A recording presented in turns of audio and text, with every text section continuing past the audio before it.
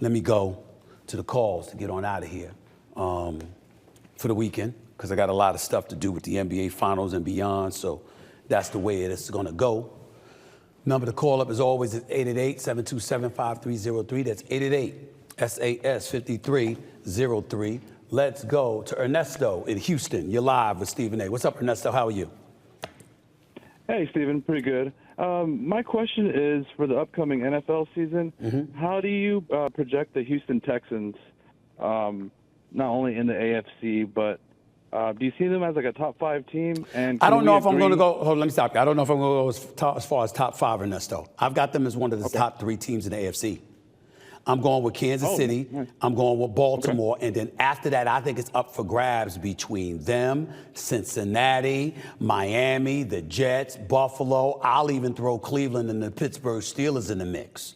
That's how I got them. And, of course, we can't ignore the AFC West and what's transpiring there right now, particularly with the Los Angeles Chargers. I'm sorry, now that they got Jim Harbaugh as a coach. So that's where I'm at with it. The Houston Texans are in the mix. You got C.J. Stroud. You got Stephon Diggs there now. You got the weapons that you have available. There's no question that they can make some noise. We'll see. Definitely. Appreciate it. Yeah. No problem. Thanks a lot, man. Take care, Ernesto. James in Fargo, North Dakota. You're live with Stephen A. What's up, man? How are you? Hey, Stephen. So the Timberwolves captured a lot of interest and excitement with their playoff run and ultimately fell short, which was disappointing. Is the bigger disappointment, though, that they failed to win the title with all these bizarre subplots? The owner is trying to sell the team a month before a title run to a New York baseball player who blows it up.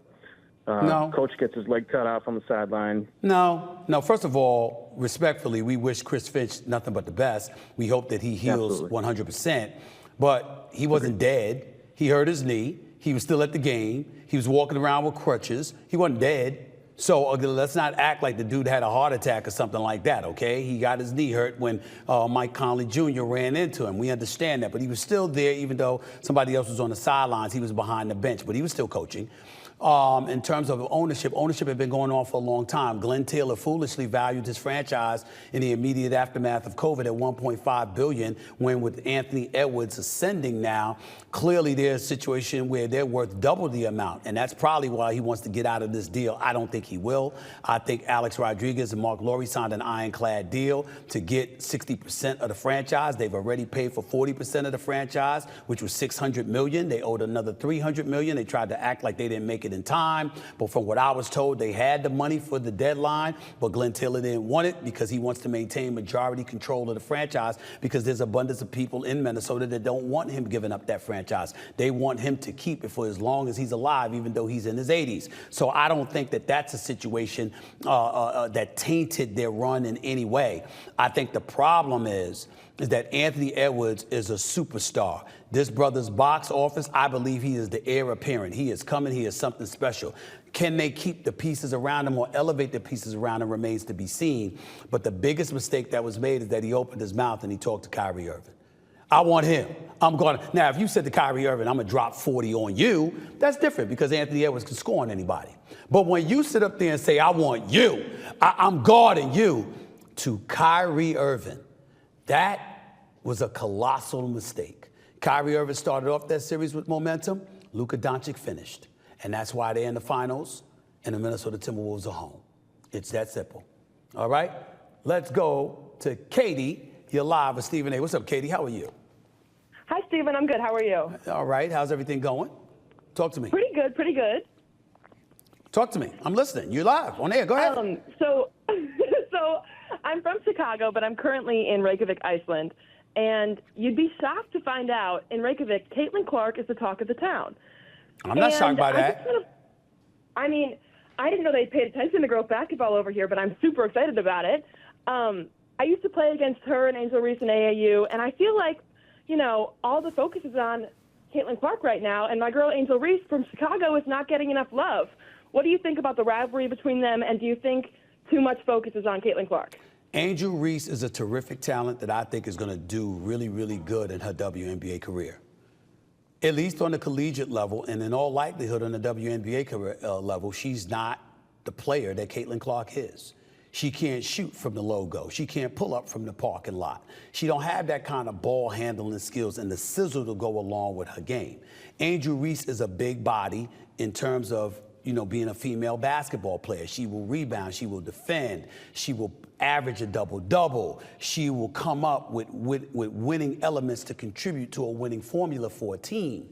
But she's box office because she waved her hands in front of her face to mimic Caitlin Clark while she was beating her down in the NCAA tournament en route to LSU winning a national championship. And then we saw how they would be revisited and they'd have a rematch before Caitlin Clark and Iowa exacted their revenge on Angel Reese and LSU. So that's what we're talking about here. That's what transpired. But it's all a byproduct of the stardom that comes associated with Caitlin Clark. Caitlin Clark is believed to be the Steph Curry of women's basketball. Now, Sabrina Ionescu and others may have something to say about that when all is said and done because they've got a resume and a reputation that is warranted in terms of them being worthy of more consideration than Caitlin Clark. But Caitlin Clark, this is her first year in there. And if the Indiana Fever get her a better coach and get better talent around her, who knows what she's going to be able to do.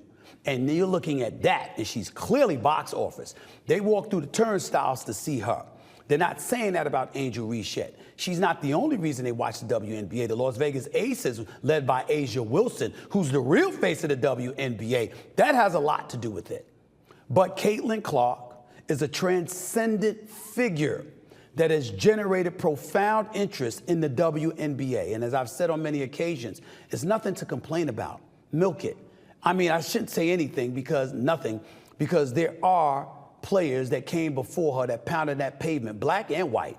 The Diana Taurasi's, the Sue Birds of the world, Breonna Stewart's of the world, Ionescu's of the world, Candace Parker's of the world, Lisa Leslie's of the world, Cheryl Swoop, Cynthia Cooper. I mean, the list just goes on and on and on of so many great players that came before Caitlin Clark, but they weren't able to take the popularity of the WNBA to this level. It's a different time.